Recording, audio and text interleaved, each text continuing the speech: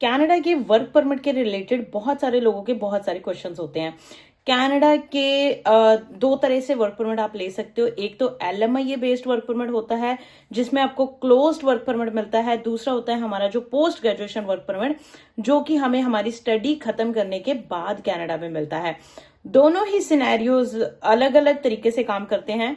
जो post graduation work permit होता है, यानी कि जो हमारा स्टडी करने के बाद जो हमें मिलता है, उसकी एक्सटेंशन कभी भी नहीं मिलती है कनाडा में। ये बहुत ही बड़ा क्वेश्चन होता है अपने आप में ही कि अगर फॉर एग्जांपल, क्योंकि आप खुद सोचो कि अगर ऐसा हो कि 3 साल का जैसे वर्क परमिट पहले मिलता था, अगर आपने 2 साल की स्टडी करी है तो 3 साल का वर्क परमिट अगर किसी के पास हो और उसको कभी टेंशन ही ना हो कि 3 साल खत्म होने के बाद वो ऐसा हो मतलब कि एक्सटेंशन मिल जाएगी, तो फिर किसी को कोई टेंशन की बात ही नहीं है। इसीलिए जो PGWP एक बार आपने ले लिया वो लाइफ टाइम के लिए होता है, once in a lifetime. मतलब लाइफ टाइम मतलब कि once in a lifetime, कभी भी दोबारा PGWP आप अप्लाई नहीं कर सकते हो, ना ही एक्सटेंशन मिलती है।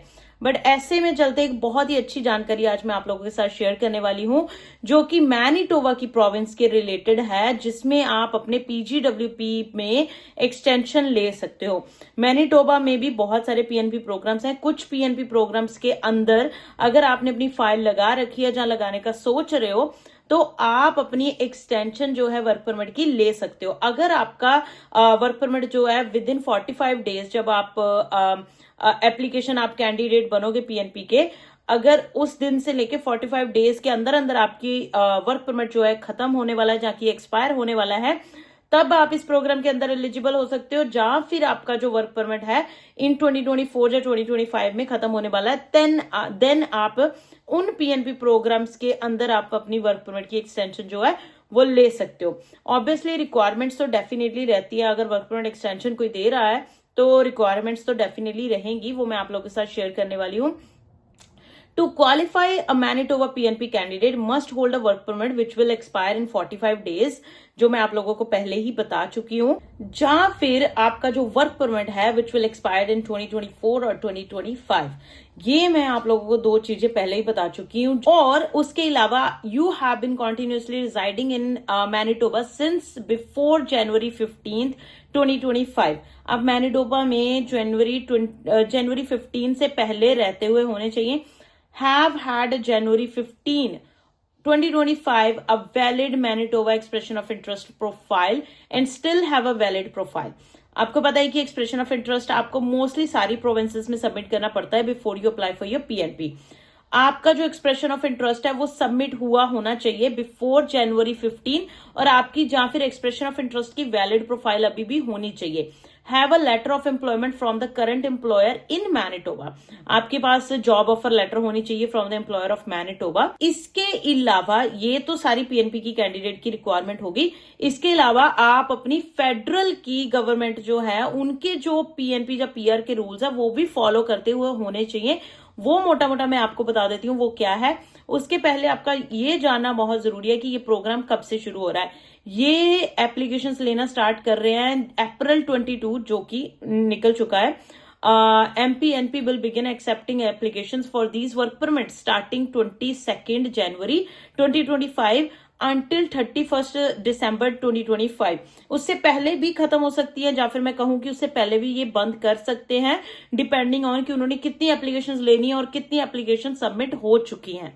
अब मान लो कि सब कुछ हो गया, मान लो कि आप क्वालिफाई हो गए PNP के लिए, देन आपको एक MPNP की तरफ से सपोर्ट लेटर दिया जाएगा, जिसको यूज करके आप अपना वर्क परमिट जो है वो एक्सटेंड करा सकते हो, उसकी एक्सटेंशन डाल सकते हो। और अभी बहुत सारे लोगों का ये भी क्वेश्चन होगा कि जिनको ऑलरेडी लेटर ऑफ एडवाइस आ चुका है, यानी कि उनकी PNP का लेटर ऑफ एडवाइस आ चुका है, क्या वो भी अप्लाई कर सकते हैं?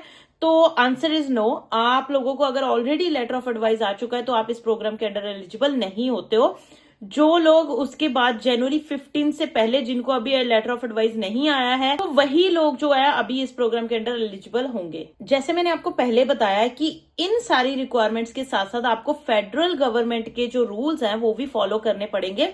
उनकी कुछ रिक्वायरमेंट्स है फेडरल गवर्नमेंट की तरफ से PNP के related, for you to get a open work permit, वो भी आपको फुलफिल करनी पड़ेंगी। जिसमें से कुछ ये हैं कि नंबर 1 तो आपके पास वैलिड वर्क परमिट होना चाहिए, holding a valid work permit जब आप अप्लाई करो तब।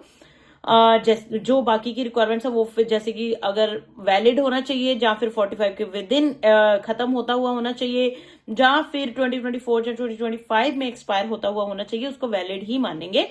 या फिर आपके पास having held a work permit on May 7, 2024 that has since expired and having since either applied for an extension or of authorisation or restoration of status.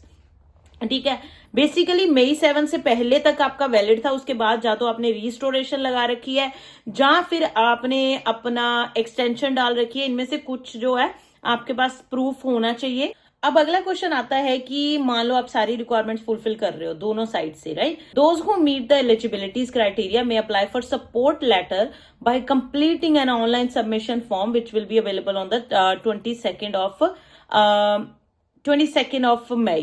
जो भी लोग एलिजिबल हैं, क्राइटेरिया मीट कर रहे हैं, वो एप्लीकेशन फॉर्म जो है अपना सबमिट कर सकते हैं।